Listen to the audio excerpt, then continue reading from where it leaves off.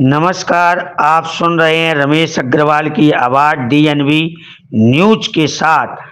अंतर्राष्ट्रीय Gita Mahotsav zero model high school Devendra Nagar में कार्यक्रम का आयोजन। छात्रों को गीता सार का दिया उपदेश।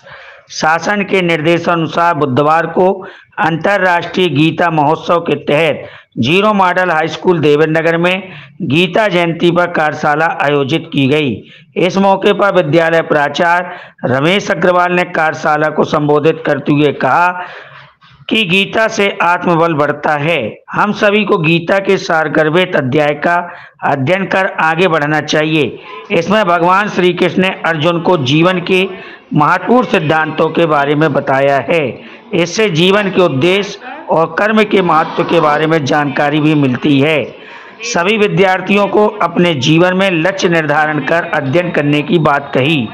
वहीं वरिष्ठ शिक्षिका प्रेमलता मिश्रा ने गीता जयंती की शुभकामनाएं देते हुए श्रीमद्भागवत गीता पर प्रकाश डाला एवं उन्होंने बताया कि यह प्राचीन ग्रंथ फल की इच्छा किए बगैर जीवन में कर्म करने का महत्व प्रतिपादित करता है। इस दौरान विद्यालय के शिक्षक शिक्षिकाएं व छात्र छात्राएं उपस्थित रहे।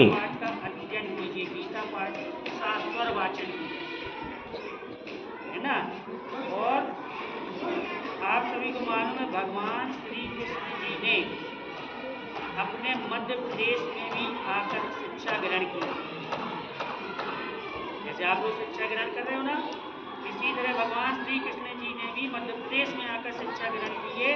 बताओ कहाँ पर की थी? आप लोगों ने बुक में पढ़ा है, उज्जैन में। वेरी गुड, ठीक है ना। आप लोगों की बुक में है, संस्कृत की बुक में हो चाहे हिंदी की बुक में हो, लेकिन है ना। कौन से कहाँ पर की थी? उज्जैन, ठीक है ना। और कौन से आश्रम में की थी? संदीपनी आश्रम। Very good. इसलिए डॉक्टर मोहन यादव जी भगवान कृष्ण के उपासक हैं, ठीक है ना। तो हमारे प्रदेश के मुख्यमंत्री वो भगवान श्री कृष्ण के बहुत बड़े उपासक हैं। इसलिए उन्होंने कहा कि हम क्यों ना भगवान श्री कृष्ण के बारे में अधिक से अधिक लोगों को जानकारी दें कि भगवान श्री कृष्ण ने इस धरती पर क्यों जन्म लिया, ठीक है ना। इस धरती पर क्यों जन्म लिया। अब आपको मालूम है, आपको भागवत गीता सुनते हो। भागवत गीता में सबसे पहले कहा जाता है जब वे इस धरती में जब एकदम लगातार पाप बढ़ जाता है, ठीक है ना। भगवान कब जन्म लेते? आपने रामायण देखी, महाभारत देखी, अन्य गीता पुराण जो भी देखे, जब जब आपने सुना है जब जब धरती में अत्याचार बढ़ता है, पाप बढ़ता है, तो कौन प्रकट होता है? भगवान प्रकट होते हैं।